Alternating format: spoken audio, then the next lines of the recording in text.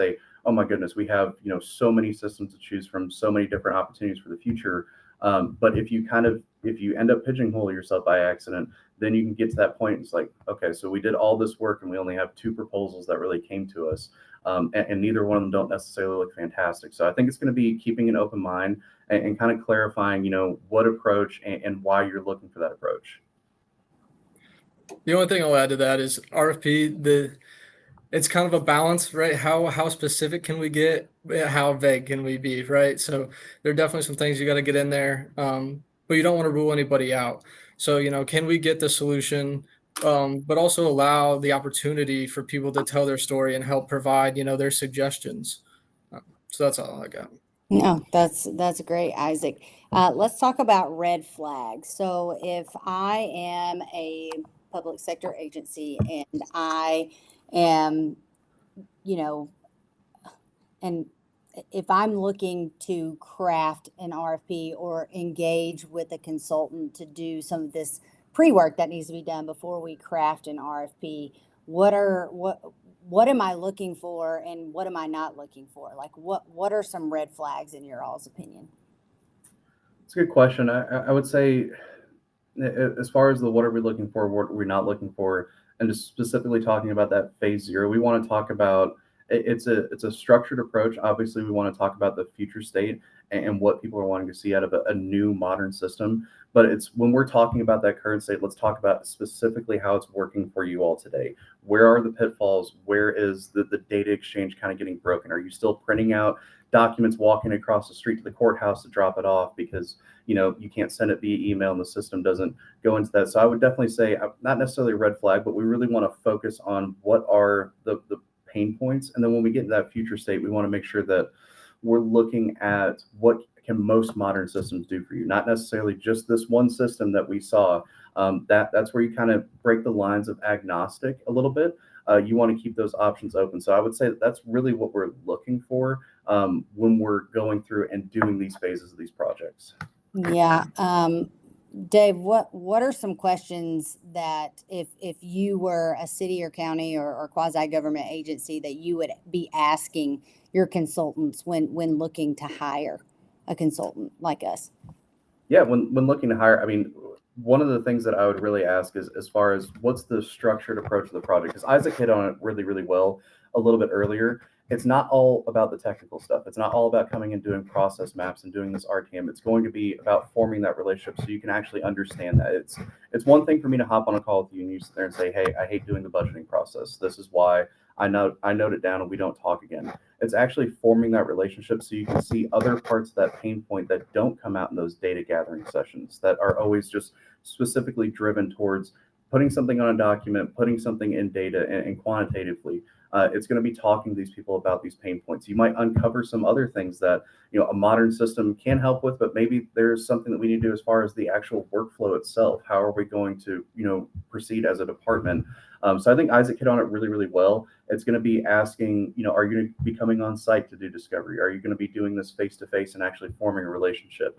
As people, I feel like it's a line that I've beat like a dead horse, unfortunately, but going on these live streams, I talk about I want to meet people in person. If you're just looking at me over video, it's not a natural thing for me at all. So yeah. I like to come out. Zoom days be over, please.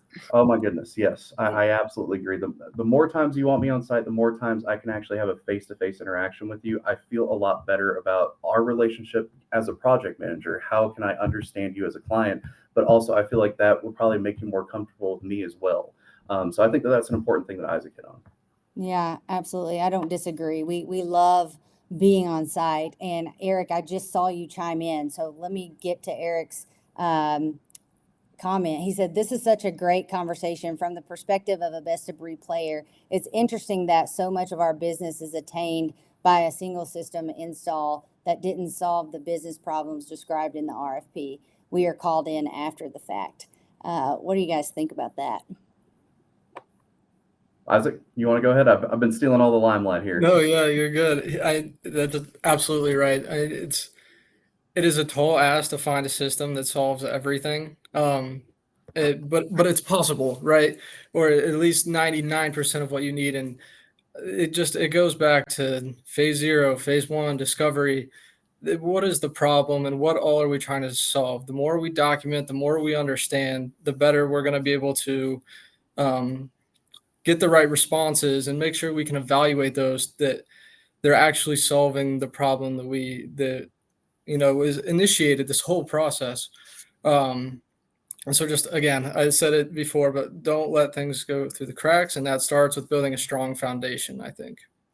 It Yeah, really, does. really. And I think, sorry, Dave, just real quick, I think it's our job as the consultant to stay up to date on what options are available to our clients, right? The whole reason we do this live stream and the whole reason we go about the way we deliver our projects is because we want to be the trusted advisor in this space, right? That's the brand.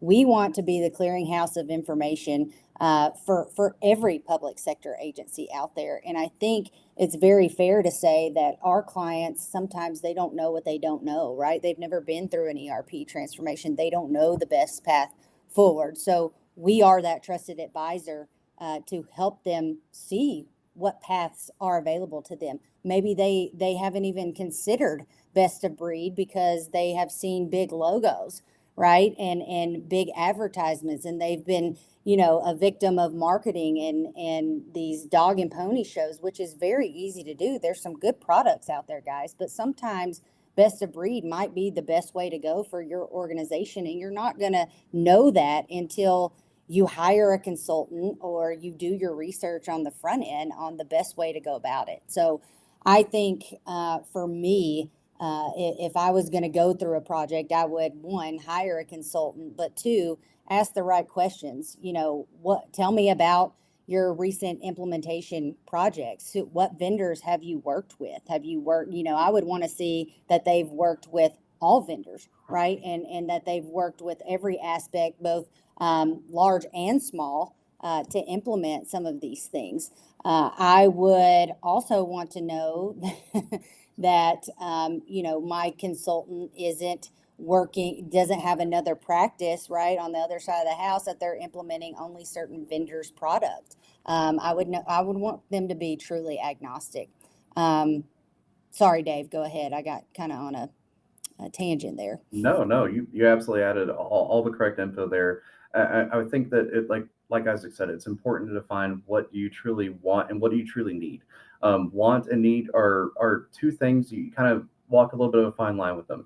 If you fall too much in the want category, you can really end up taking the cost of the system beyond proportions that you're able to accommodate. You have a governing board that you have to answer to, so it's feathering in that want and need, but really defining that need. That's what's going to help on the front end, because the last thing that you want to do, go through this process, implement a single solution, and then come to find out, hey, we actually need to do best of breed. So it's a lot of thorough work on the front end. That's why there's a lot of meetings. That's why there's a lot of discussion and documenting items to make sure that does not happen to our clients.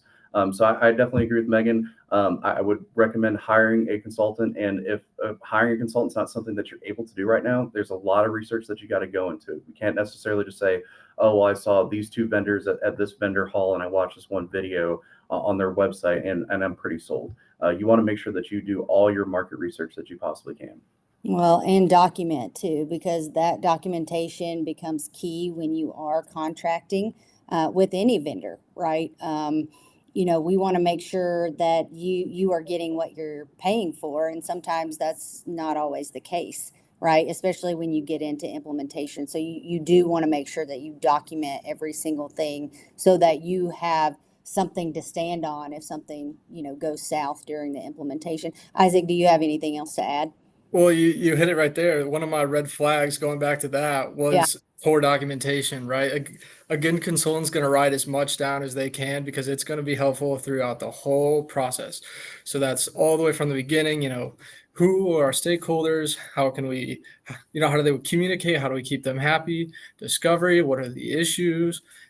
Into like requirement traceability matrix, all that stuff. And then again, into, contracting and selecting a vendor. The more we document, the more that we can, it's documented proof, right? This is how we scored, this is how we selected, and this was the best option. So if there's any pushback, we can support that with good documentation. So I think that's really important. And, it's work to write things down. Sometimes you want to just keep it in your head, but the more you document, the better you're going to be in the long run. Well, and let's not forget, I'm kind of stating the obvious here, but these are tax dollars that we're utilizing, right? So we want to make sure that we document to allow for that transparency as well, right? We want to be able to tell our constituents that, hey, this is the reason we chose XYZ system, because they scored the highest and this is why, right? If anybody, I mean, we're working in the corner of our client. We don't want anybody to come back and say, hey, this was not a fair process, right? That we don't want to end up in the news. We don't want our clients to end up in the news. So yes, documentation is key. And you want to make sure that you hire, one of my lights just went out if you couldn't tell. You want to make sure that you hire a consultant who's going to do that for you. Let's talk a little bit about how we craft our RFPs for our clients to make it easier on the software vendor. Before, I think we had, I don't know, maybe a 3,000 line item requirements traceability matrix that we needed vendors to sign off on. But with all the modernization that's happening in the world, is that needed now? I would definitely say no. You do not need a 4,000 line requirement traceability matrix. There's no need to put in a RTM that the system can support the entry of a first name. That's something that's common across every single system.